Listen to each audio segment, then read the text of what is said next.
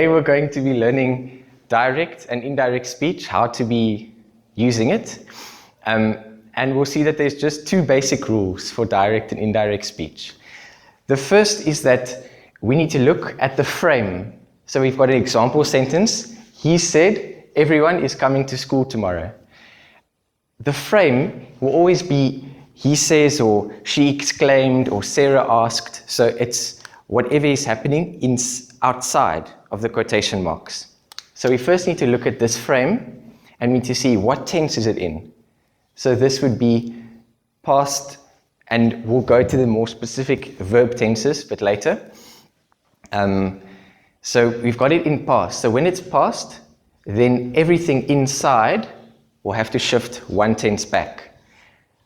But how do we know which tenses are there in English? Because we think that there's past, present, and future, but there's actually 12, not 3 tenses.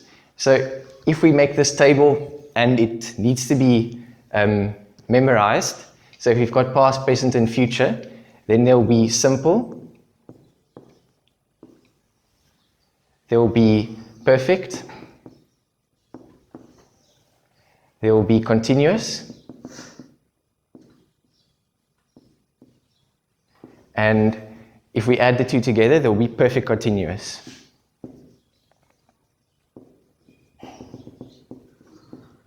Okay.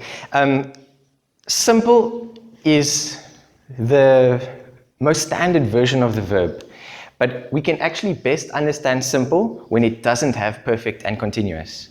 So perfect is whenever we see had or have, or has, now depending on the tense. So any has, had, or have, plus the verb. Continuous, we need to know that there will be an ing for the verb. So this could be example, everyone is coming, okay? Then that would be the ing to show that it's continuous.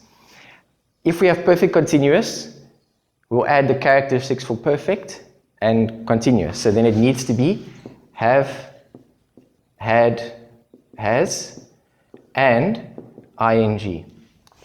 If we don't see a ing or have or had, then we know the tense has got to be in simple. Okay? Now, the first thing we've looked at the example, is the frame. We said it was in past tense, so everything needs to move one step back. So our first thing, so if the frame is past, so there will be two options. There will be this, and then we'll see when the frame is in present.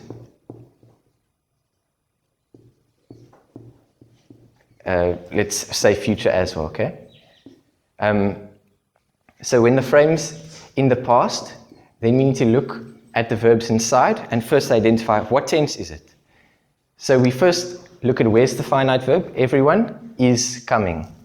So we've got is coming, and then we look where can it be placed on this table. Is, we know it is present, and then coming, it's got ing, so we're placed here at present continuous tense. And if we need to move it one tense back, so if the frame is past, then move one tense back. And this is back in the table. So then we'll go one back, and then we'll land in past continuous. So continuous, we still need to keep the ing, and then we'll have, as to change this to indirect, it will be everyone was coming. And then we need to be careful about these time words, because in South African English we'll always talk about we'll do things now, and then we'll do it now, and then when you're really doing it, then we've got these time words need to be changed when they are reported or told by someone else, because maybe we're telling this on a Tuesday, but we're reporting the speech on a Wednesday, and that tomorrow is a different day then. So we'd have a look out for any of the words like now, yesterday, any of these, then it would change. So tomorrow would have to become less specific, and it would be the following day. Those are the exceptions that are small enough number that we'd have to just memorize them. So moving the one tense back, we're checking for specific time words. So specific time words. And if there were any pronouns as well, or a person, then we might need to change that as well. Okay? But we'll leave that out for example, because I want us to focus just on the verbs. So pronouns too. But what if we are already at the back here? Then how do we move one tense back? Because we can't go further out in the table. So then we'd actually need to move the ultimate back in time is actually past perfect. Okay? And if it's continuous, then it would be past continuous. So if the original sentence that we had to change from direct to indirect, if it was coming, everyone was coming to school tomorrow, then to change that to direct, we'd have to take it from here and add it to perfect, or perfect continuous, because we need to try keep the original as same as what it can be. So then it would be everyone had been coming. Okay? So that's how we need to move it back. The same if we were in present. Let's say if it was in past simple. So we'll say everybody came to school on that day. Then if we had to move this still one tense back, we'd bring it to past perfect and say everyone had come. Okay. So this is all when the frame is in past. But what if it was in present? So we're saying he says, and then the same sentence. So when the frame's in present or future, then that actually means that we leave what was ever inside what the person has said or asked or exclaimed. We would keep that as the same tense. So then we don't need to change what tense once we've identified it. So then we'd keep it as keep the same tense inside.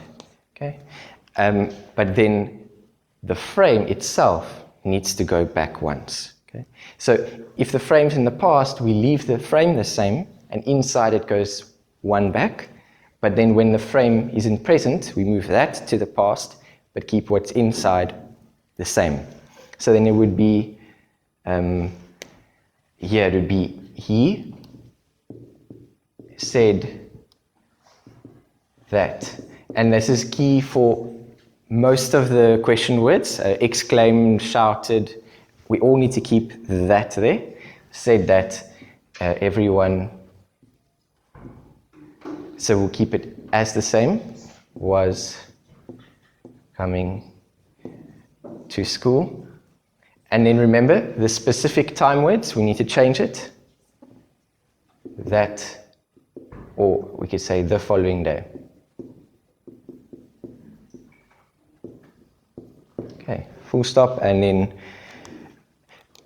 the most simple, or the takeaway that I want you for direct and indirect is that we need to be able to identify what kind of tense is the verb, then look at the frame and decide, is it in past or is it in present?